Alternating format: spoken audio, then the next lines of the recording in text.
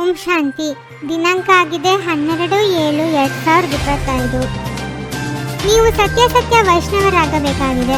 ಸತ್ಯ ವೈಷ್ಣವರು ಭೋಜನದ ವ್ರತ ಅಂದರೆ ಪಥ್ಯದ ಜೊತೆಗೆ ಪವಿತ್ರರೂ ಸಹ ಆಗಿರುತ್ತಾರೆ.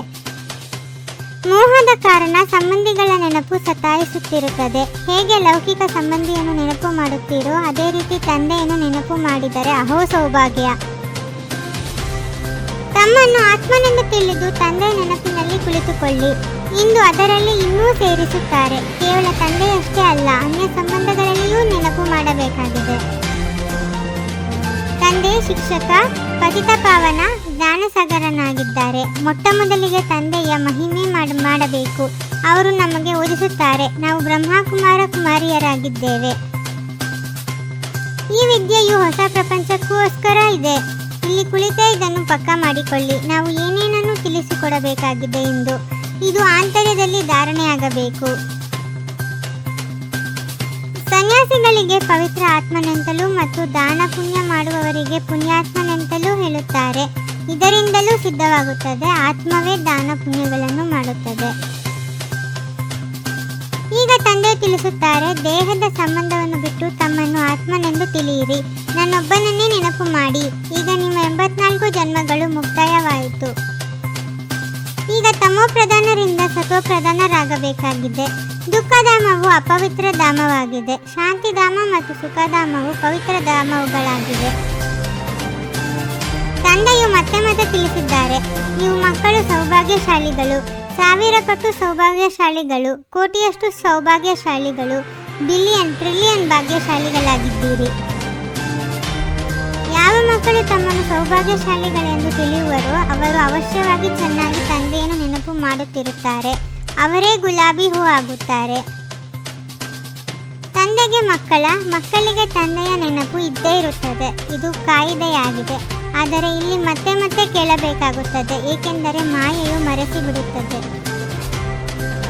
ತಂದೆಯು ನಮಗೆ ಸೃಷ್ಟಿ ಚಕ್ರದ ಆದಿ ಮಧ್ಯ ಅಂತ್ಯದ ಜ್ಞಾನವನ್ನು ಕೊಡುತ್ತಾರೆ. ಇದರಿಂದ ನಾವು ತ್ರಿಕಾಲದರ್ಶಿಗಳಾಗಿ ಬಿಡುತ್ತೇವೆ.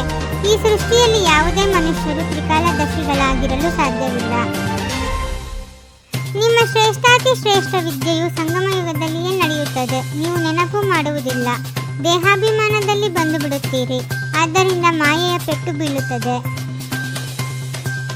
ತಂದೆಯು ತಿಳಿಸುತ್ತಾರೆ, ಮಧುರ ಮಕ್ಕಳೇ, ಬಹಳ ಬುದ್ಧಿವಂತರಾಗಿ ಇಲ್ಲಿಂದ ಹೊರಗೆ ಮನೆಗೆ ಹೋದ ತಕ್ಷಣ ಮರೆತು ಬಿಡಬೇಡಿ. ಇಲ್ಲಿ ನೀವು ಸಂಪಾದನೆಯನ್ನು ಜಮಾ ಮಾಡಿಕೊಳ್ಳಲು ಬರುತ್ತೀರಿ. ಹೇಗೆ ನೀವು ಓದುತ್ತೀರೋ ಅದೇ ರೀತಿ ಮಮ್ಮಾರವರು ಓದುತ್ತಿದ್ದರು. ಅವರನ್ನು ತಂದೆಯು ದತ್ತು ಮಾಡಿಕೊಂಡರು. ಬಹಳ ಬುದ್ಧಿವಂತರಾಗಿದ್ದ ಕಾರಣ ಸರಸ್ವತಿ ಎಂಬ ಹೆಸರು ಇಡಲಾಗಿದೆ. ಹೇಗೆ ತಂದೆಯು ಅಪಕಾರಿಗಳ ಮೇಲೂ ಉಪಕಾರ ಮಾಡುತ್ತಾರೆಯೋ ಹಾಗೆ ನೀವು ಸಹ ಫಾಲೋ ಫಾದರ್ ಮಾಡಿ. ಇದರ ಅರ್ಥವನ್ನು ಸಹ ತಿಳಿದುಕೊಳ್ಳಬೇಕಾಗಿದೆ. ನಿಧಾನವಾಗಿ ವೃಕ್ಷವು ವೃದ್ಧಿಯಾಗುತ್ತಾ ಇರುವುದು. ಈ ಹೊಸ ದೈವಿ ವೃಕ್ಷವು ಸ್ಥಾಪನೆಯಾಗುತ್ತಿದೆಯಲ್ಲವೇ? ಮಕ್ಕಳಿಗೆ ತಿಳಿದಿದೆ, ನಮ್ಮ ದೈವಿ ಹೂಗಳ ಉದ್ಯಾನವನವು ತಯಾರಾಗುತ್ತಿದೆ. ಆ ಸ್ಥೂಲ ಯಾತ್ರೆಯನ್ನಂತೂ ಜನ್ಮಾಂತರದಿಂದ ಮಾಡುತ್ತಾ ಬಂದಿದ್ದೀರಿ. ಆದರೂ ಸಹ ಕೆಳಗಿಳಿಯುತ್ತಾ ಇನ್ನೂ ಪಾಪಾತ್ಮರಾಗಿ ಬಿಡುತ್ತೀರಿ. ಇದು ಆತ್ಮಿಕ ಯಾತ್ರೆಯಾಗಿದೆ. ಯಾರಾದರೂ ಏನಾದರೂ ಹೇಳಿದರೆ ಕೇಳಿಯೂ ಕೇಳದಂತಿರಬೇಕು. ಮುಗುಳ್ನಗುತ್ತಿರಬೇಕಾಗಿದೆ. ಒಬ್ಬ ತಂದೆಯಿಂದಲೇ ಕೇಳಬೇಕಾಗಿದೆ. ಸುಖದಾಯಿಯಾಗಿ ಎಲ್ಲರಿಗೆ ಸುಖವನ್ನು ಕೊಡಬೇಕಾಗಿದೆ. ಪರಸ್ಪರ ಜಗಳ ಕಲಹ ಮಾಡಬಾರದು. ಬುದ್ಧಿವಂತರಾಗಿ ಅವಿನಾಶಿ ಜ್ಞಾನ ರತ್ನಗಳಿಂದ ತಮ್ಮ ಜೋಳಿಗೆಯನ್ನು ತುಂಬಿಕೊಳ್ಳಬೇಕಾಗಿದೆ. ಸಾಗರದ ಆಳದಲ್ಲಿ ಹೋಗಿ ಅನುಭವ ರೂಪಿ ರತ್ನ ಪ್ರಾಪ್ತಿ ಮಾಡಿಕೊಳ್ಳುವಂತಹ ಸದಾ ಸಮರ್ಥ ಆತ್ಮ ಭವ. ಅಶುದ್ಧರಾಗಿರುವವರೇ ವಿಕಾರಿ ರೂಪಿ ಭೂತಗಳ ಆಹ್ವಾನ ಮಾಡುತ್ತಾರೆ. ಆದ್ದರಿಂದ ಸಂಕಲ್ಪದಲ್ಲಿಯೂ ಸಹ ಶುದ್ಧರಾಗಿ. ಓಂ ಶಾಂತಿ. 21 ಜನ್ಮಗಳಿಗೋಸ್ಕರ 21 ಪರಮಾತ್ಮನ ಮಹಾವಾಕ್ಯಗಳನ್ನು ಆಲಿಸಿ ಹಾಗೂ ನಿಮ್ಮದೇ ಆದ ಈ ಚಾನಲ್ಗೆ ಲೈಕ್ ಮಾಡುವುದನ್ನು ಮರೆಯದಿರಿ. ಓಂ ಶಾಂತಿ.